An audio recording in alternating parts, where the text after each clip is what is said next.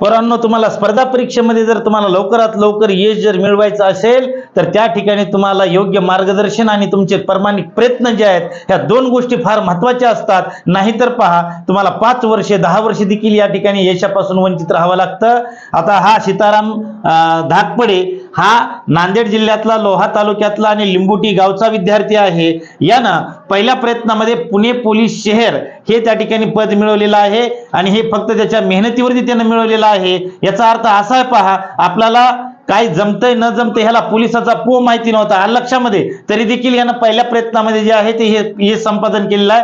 त्याला बेरीज वजाबाकी ह्या देखील क्रिया येत नव्हत्या. त्याबरोबर त्याला मराठीचा म देखील माहिती नव्हता, तरी देखील त्यानं या ठिकाणी स्वतःच्या मेहनतीवरती हे पद संपादन केलेलं आहे. त्याबद्दल मी या सीतारामचं विजय स्पर्धा परीक्षा केंद्राच्या वतीनं सहर्ष स्वागत करतो आणि त्याला पुढील कार्यासाठी शुभेच्छा देतो. जय हिंद, जय महाराष्ट्र.